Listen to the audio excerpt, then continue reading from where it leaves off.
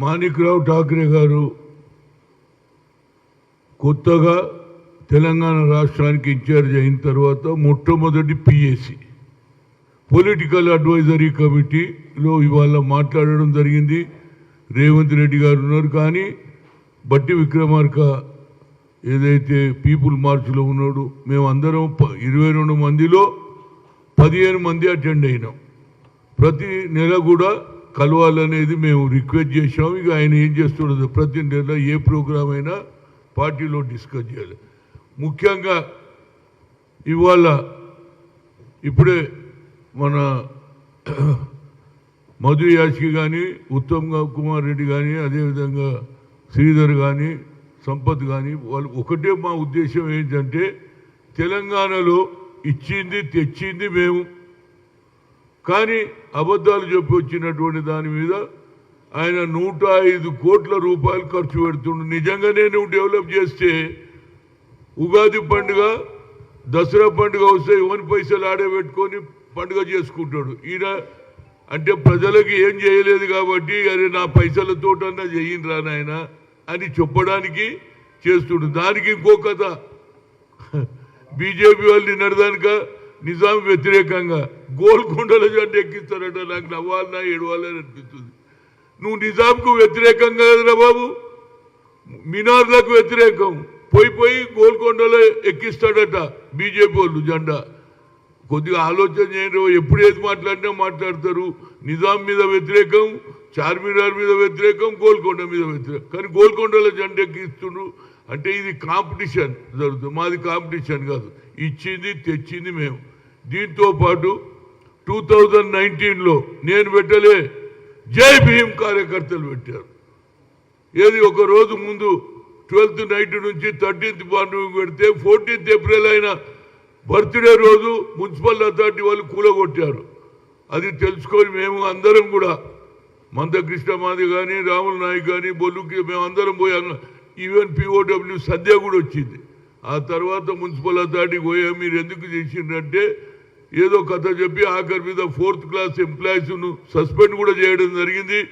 అది మా మిత్రుడు శ్రీధర్ అసెంబ్లీలో కూడా రేజ్ చేశాడు, మీరే తప్పు చేసినట్టు ఒప్పుకున్నారా లేదా అని.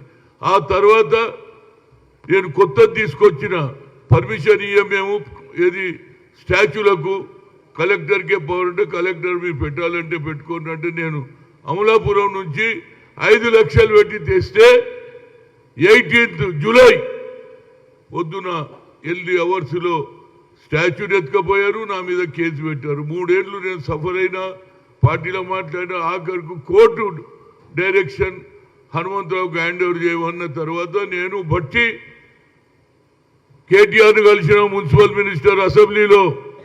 ఆయన ఏమన్నాడు, లేదు మేము ఏప్రిల్లో పెడతాం, ఆ తర్వాత నువ్వు మేలో పెట్టుకోమన్నాడు. అరే నేను ఏప్రిల్లో పెడతా మే అని నేను అనుకుంటే ఈ లోపల నాగేందర్ లోకల్ శాసనసభ్యుడు మాజీ మంత్రి ఆయన ఏం చేసిండు, ఆయన విగ్రహం తెచ్చిపెట్టాడు. ఇంత అన్యాయమే చెప్పుడు. మంత్రి చెప్పింది ఒకటి, మా అక్కడ శాసనసభ్యుడు. సరే ఇక పెట్టిన దాని మీద కొట్లాడుకుంటే బాగుండదు కదా, మరి నా విగ్రహం ఏడబెట్టాలి.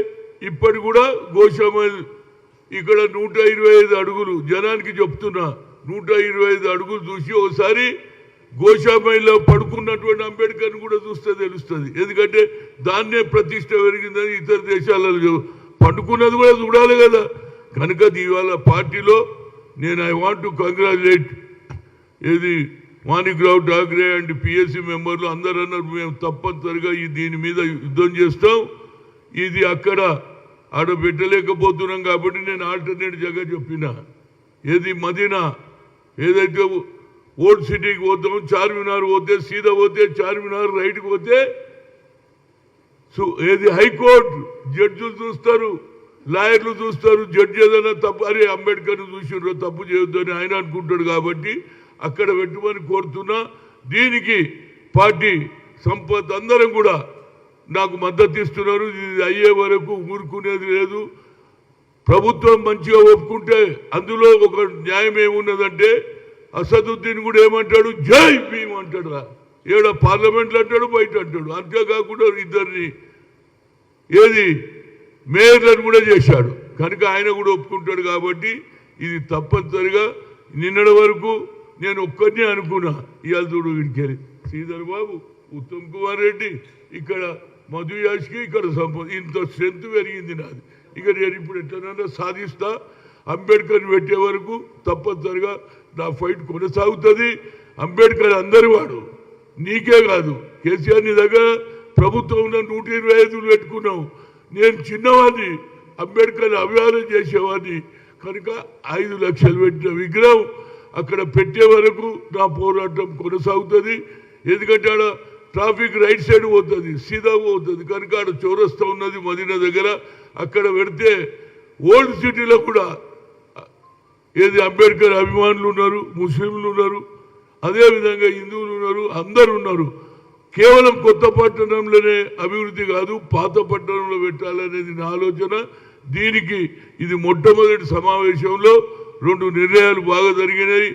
ఏది అదేవిధంగా ఇప్పుడు ఉత్తమ్ కుమార్ రెడ్డి గారు చెప్పినప్పుడు ఏది ద్రౌపది ముర్ముకే అవకాశం ఇవ్వాలి, ఆమెనే ఇనాగ్రేట్ చేయాలి, దాన్ని ఆయనే చేస్తున్నాడు. అదేవిధంగా కేసీఆర్ దీన్ని ఏదో అవతరోజ్జ దినం దాన్ని 105 కోట్లు పెట్టి చేస్తున్నాడు. మేము మాత్రం ప్రతి గల్లీలో ప్రతి దగ్గర కూడా జాతీయ జెండా, సోనియా గాంధీ బొమ్మ, ఆమె ఇచ్చిందని అందరు దండం పెట్టాలని, ఊరూరు తిరగాలని అందరం నిర్ణయం తీసుకున్నాం. ఆలస్యమైనందుకు కూడా మీరు ప్రెస్ వాళ్ళు కూర్చున్నందుకు మీకు కూడా ధన్యవాదాలు. ఎందుకంటే మీరు లేకపోతే మా పబ్లిసిటీ ఉండదు. మీరు మీ దుకాణం నడుస్తే మా దుకాణం కూడా నడుస్తుంది. హాయ్ ఫ్రెండ్స్, మా టుడే టుమారో యూట్యూబ్ ఛానల్ చూస్తున్నందుకు చాలా థ్యాంక్స్. మరిన్ని లేటెస్ట్ వీడియోస్ కోసం వెంటనే సబ్స్క్రైబ్ చేయండి. అలాగే ఈ బెల్ ని కూడా రింగ్ చేసేయండి. మా నోటిఫికేషన్స్ అన్ని మీ మొబైల్లో వస్తాయి.